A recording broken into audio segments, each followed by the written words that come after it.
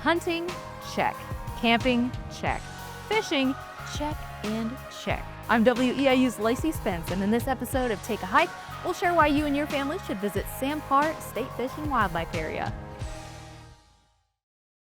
Take a Hike on WEIU is supported by Rural King, America's farm and home store, camping supplies, kayaks, fishing and pet supplies, and more. Find your store and more information regarding Rural King at ruralking.com.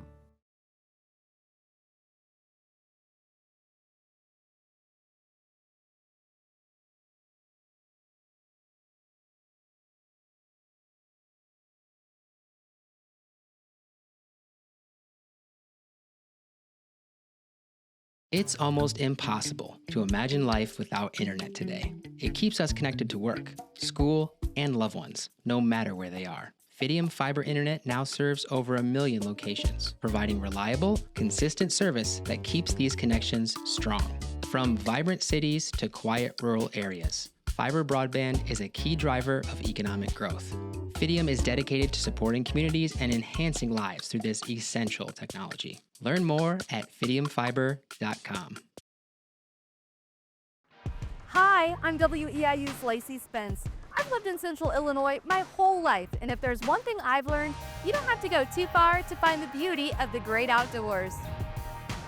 Come along with me as I visit a variety of parks and natural areas across Illinois, and share why you should take a hike to each episode's location. Adventure and fun await in Take a Hike, the mini-series.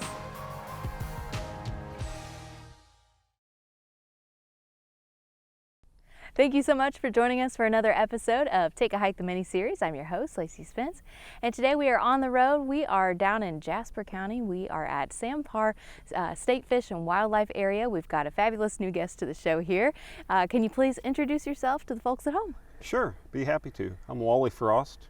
I'm the site superintendent here at Parr. Wonderful. You were telling me before we started recording that you have a long-standing history of working in natural resources, the outdoor work. Can you tell us a little bit about where you've been? Sure, absolutely. I just marked my 35th year with IDNR. Oh, congrats. Yeah, thank you. My career started back in '89 at Lake Shelbyville, Wolf Creek and Eagle Creek State Parks. Okay. And I spent a total of about 15 years there before transferring down to Hidden Springs State Forest, which is in southern Shelby County. Mm-hmm. And I worked there at Hidden Springs for 18 years as a site technician and as a ranger before I got the opportunity to finally become a site superintendent. Yeah. And I've been an acting site superintendent back up at Wolf and Eagle Creek. And then I was at Washington County State Recreation Area for a little over a year. And now I've been here at Parr as the superintendent for about 2 months. Wonderful. So you're getting acquainted with the park. It's lovely. I mean, even just the short drive into where we're posted up today, gorgeous. So as we're talking about Parr today, can you tell us first, who is Parr? Absolutely. Well, Parr was a person. Okay. He was an outdoor enthusiast and a conservationist that had roots here in Jasper County. Mm-hmm. He actually served as a state game warden. Okay. And eventually staying with the department and becoming an administrator in the fisheries division. And because he was such an outdoor enthusiast and had a love of this area, in the early 60s he actually kind of got a group of Jasper County residents together and they made the initial purchase of land, 72 acres to begin with. Gotcha. And eventually that land grew into what we have now, which is 1,180 acres. That has been put into a fish and wildlife area. In 1972, the state named the park in his honor, named it after him.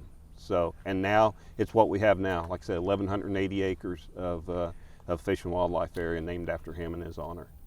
That's wonderful. It's always nice when you can learn a little bit about the history of a place. I know there's times, unfortunately, you might drive over a bridge that's dedicated to somebody and you don't get the story. And so it's nice to hear a little bit about Parr. Yeah, absolutely. I think it's neat to come here and, like I say, I'm learning myself, learning the history.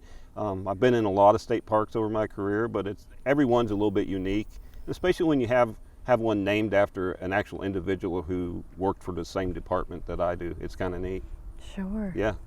Well, hey, Fish and Wildlife Area, fish is in the name. We got the Absolutely. lake behind us, got the water behind us. So I think that might be an excellent place to start. So do you mind telling us a little bit about the fishing opportunities here? Sure, I'd love to. As you say, as you can see behind us, we got a beautiful lake. Yeah. It's a 183-acre lake. We've got 9 miles of shoreline here. We have 2 boat ramps here at the lake, a north boat ramp and a south boat ramp. Okay. Fishing opportunities are excellent here.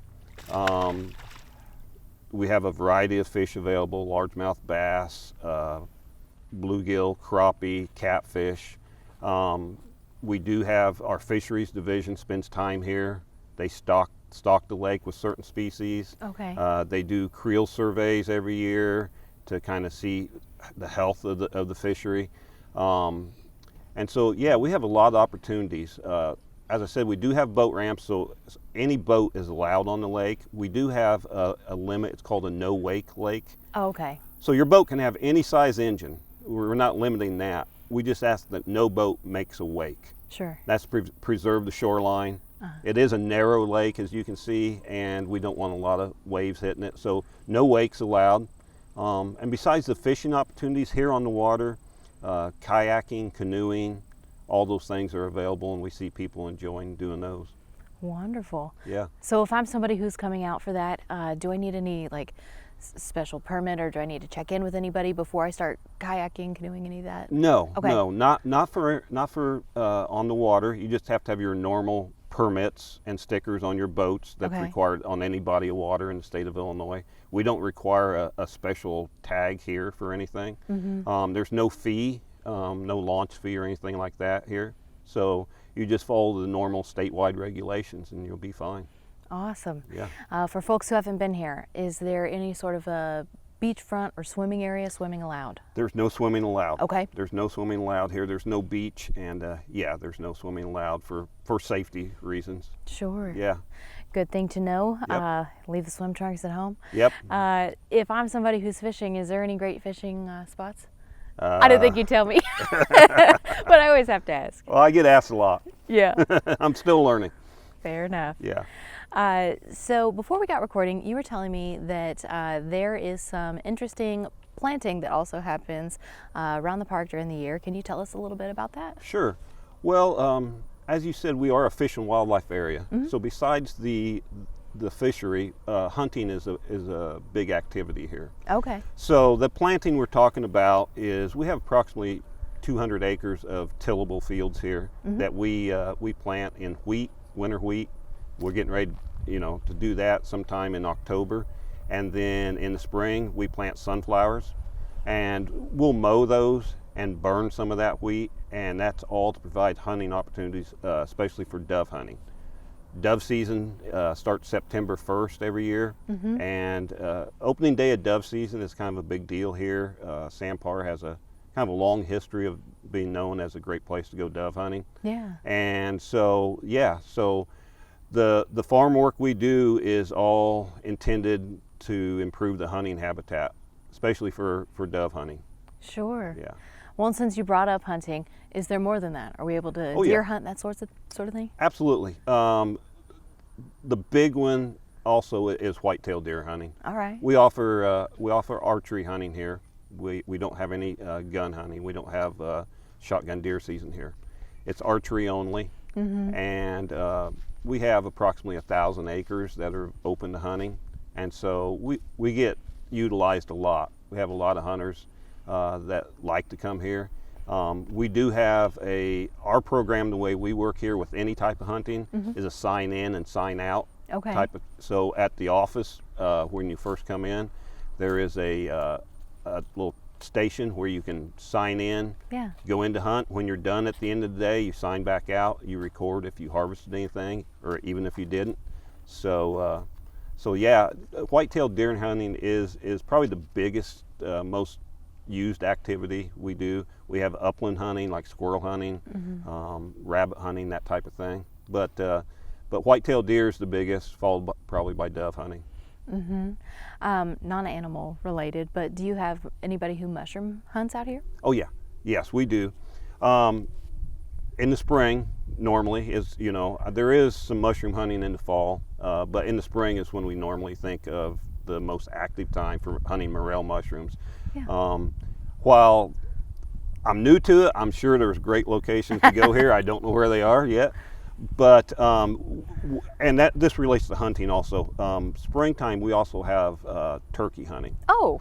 Yeah, Awesome. which is a firearm season, and so here, as every state facility, if they offer spring turkey hunting, mushroom hunting can't be done in those hunting areas until after 1 p.m. Gotcha. during turkey season.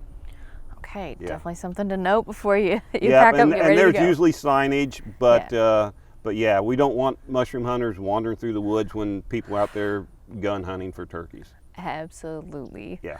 Are there any trails at Parr? We do have some trails, hiking trails. We have about 2 to 3 miles of hiking trails that people enjoy. Mm-hmm. There's a trail which actually right over your left shoulder, over the dam here. The trail goes across there and into the woods, and that's our cross-country circuit. We host junior high and high school cross-country meets. We're the home track, as it were, for Jasper schools, for Newton schools. And people can utilize that trail for hiking as well on days when there isn't a cross-country meet. We also have 13 miles of equestrian trail. On the east side of the park, there's an area where horse riders can pull in and park their rigs and unload and access the trail. And the equestrian trail kind of loops around the north end of the lake and makes a loop and back, and it totals 13 miles. Gotcha. Yeah. So this might be a smidge off of that, but am I allowed to ride my bicycle out here or take any, like, maybe off-road vehicles? Are those probably not allowed on those trails? Well, your bicycles are welcome on the roadways here. Okay. We have several miles of road that loops through the park and around the lake, basically. You see a lot of people hiking and jogging and bicycling on the roads. On the trails, the equestrian trail is for horses only, no vehicles or bicycles, and the pedestrian hiking trails are for just that.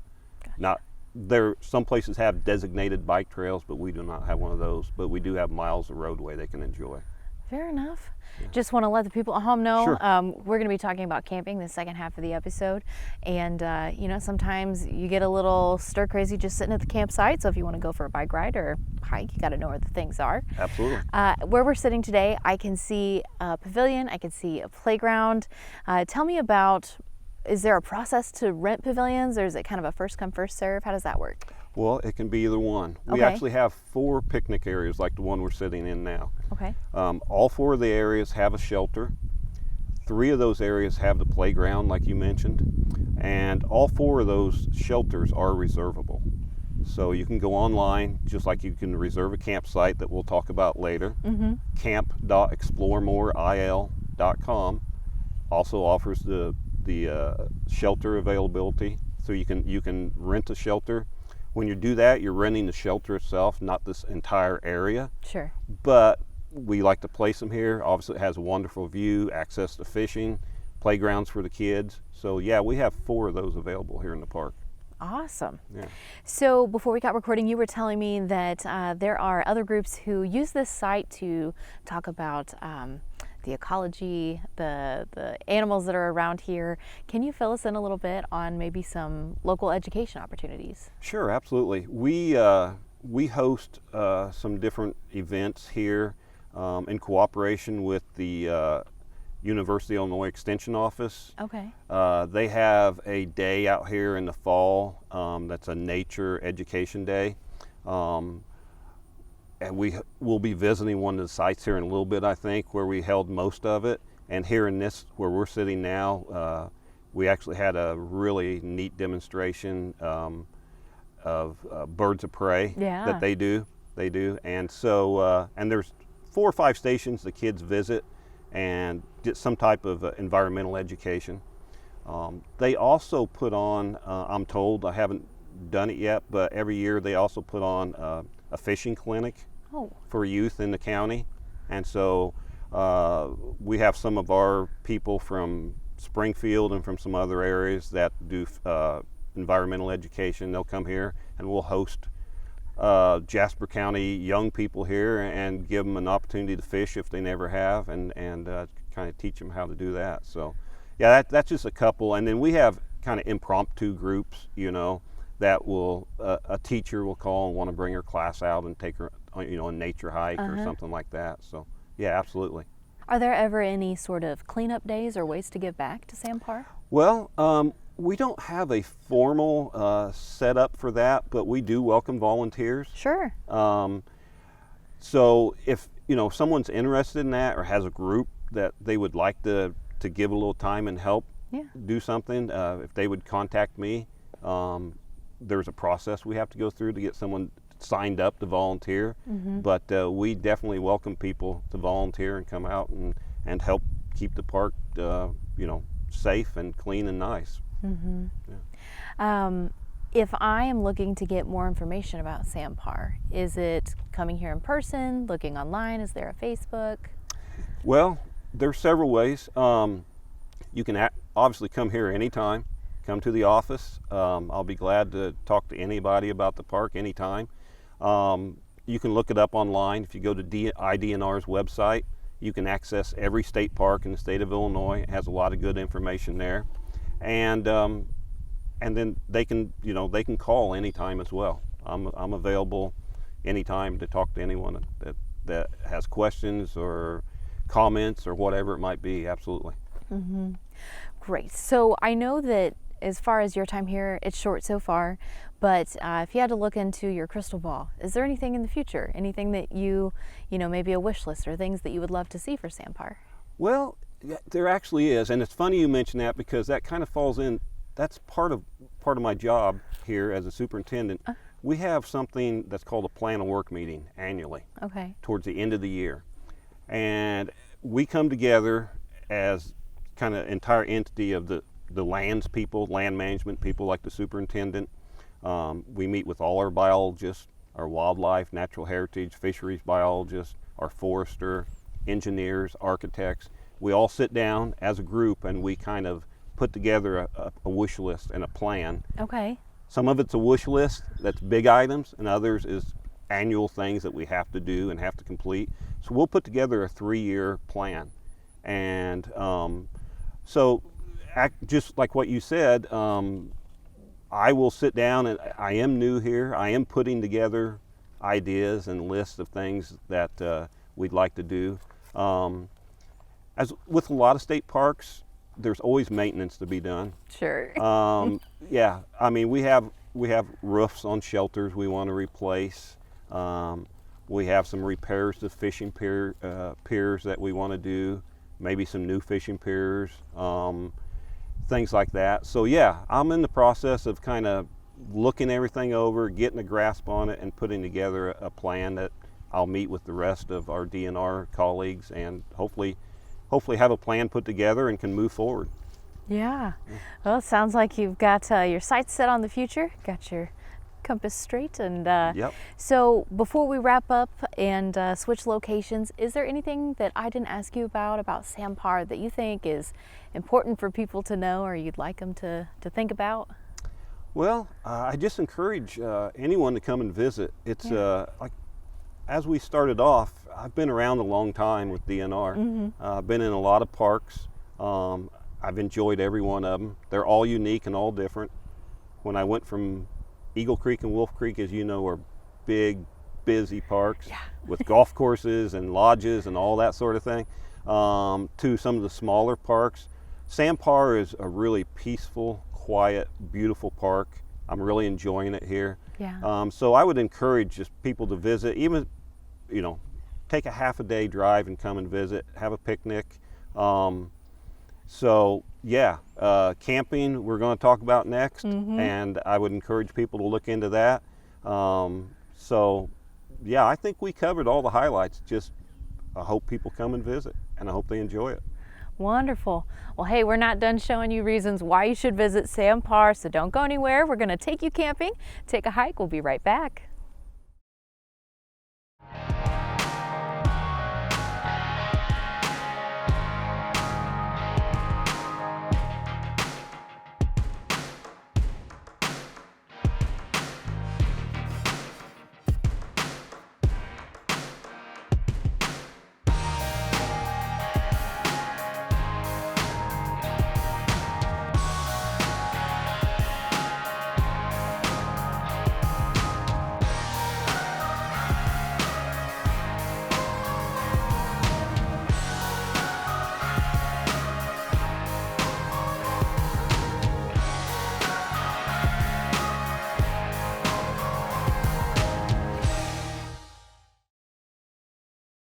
And we are back. We are in a place of a little bit slower pace. So, Wally, can you fill us in? Where are we at in Sam Parr State Fish and Wildlife Area? Absolutely. We are in our primitive tent camping area. Okay. Class D camping. This area offers about 20 sites that folks can come in with their tents, pick a spot. Each site has a grill for a fire and for cooking. Each spot has a picnic table, and lots of room to spread out, and obviously beautiful views of the lake, of the woods behind us. There's a lot of room for kids to run and play out here, and when it's not being utilized as a camping area, we do host events like we talked about earlier here sometimes because of all the space and the great location. Yeah, so as we're here today, there is handicap accessible primitive camping. Can you talk about that a little? Absolutely. As you've seen here, this is kind of a rolling area with grass and uneven terrain, but we want to offer those camping opportunities to everyone. Right. So someone who does have a disability and needs a flat, smooth surface, we do have a site or sites in the park here where you can access those all via sidewalk and set up a campsite just off of that. And so, yeah, we offer that in both of our campgrounds. So, absolutely. That's awesome, because we want everyone to be able to get into the great outdoors. Absolutely. You were talking about this being a great place to walk, to spread out. We're a stone's throw from where our first interview location was. There's also nearby a ball field and a basketball court. Yes, there is. Just where we just finished up earlier, just between there and here, there's a paved basketball court, and we have a ball field for softball, baseball, what have you, with a backstop and all that. Lots of room. It can be used for other events or whatever you may want. But yeah, absolutely. And we do have a path right behind me that connects this tent camp to the area where we just were. So when we do host those cross-country meets, we offer parking here for people. They can follow the path down to where the meets start. And so it's just that short walk again from the primitive campsite. If you're wanting to do a little outdoor activity as far as playing some ball, you absolutely can. And so we have one more stop on our trip through Sam Parr. So let's take a look at the glamping camping site, the less primitive area.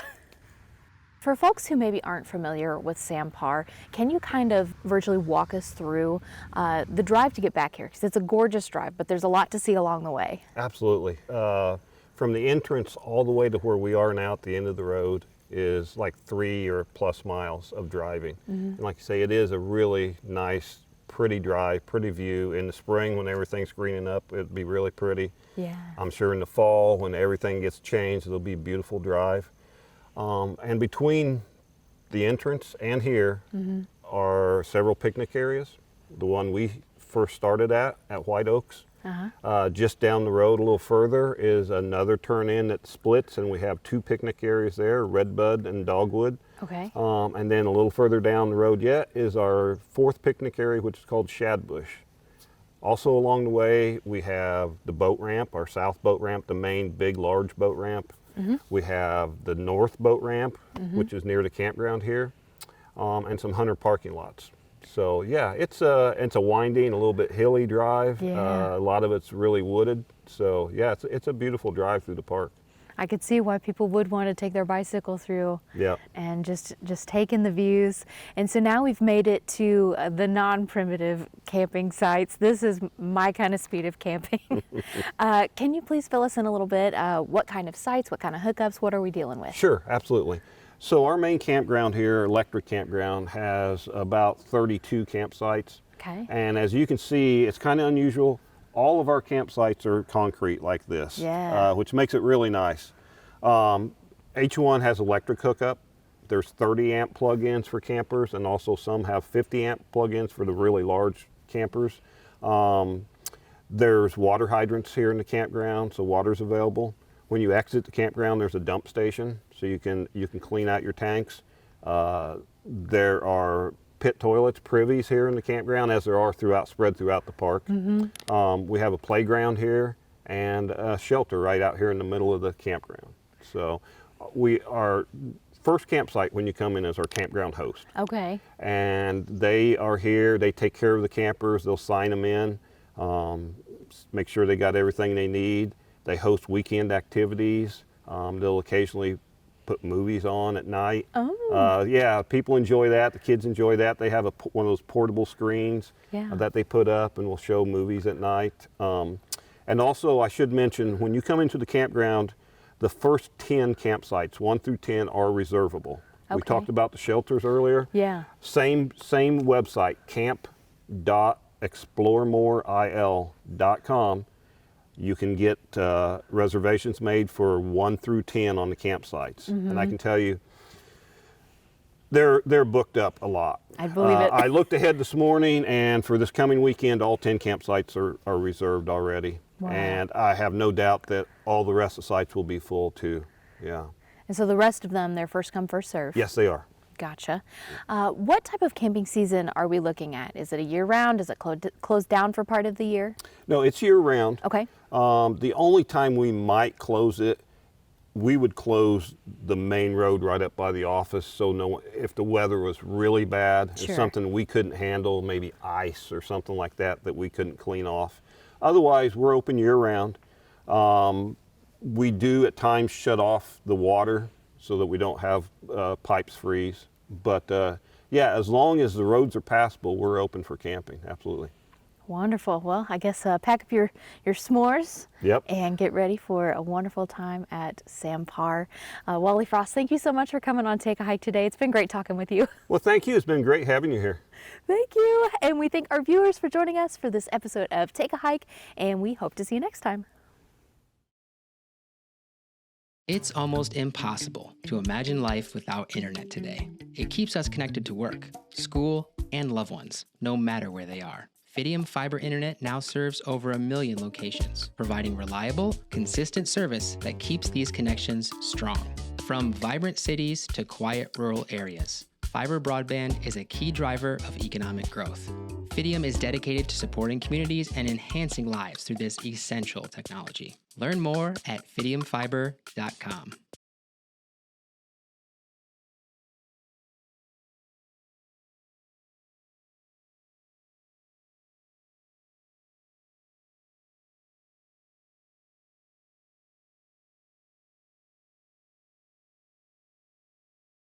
Take a Hike on WEIU is supported by Roll King, America's farm and home store, camping supplies, kayaks, fishing and pet supplies, and more. Find your store and more information regarding Roll King at rollking.com.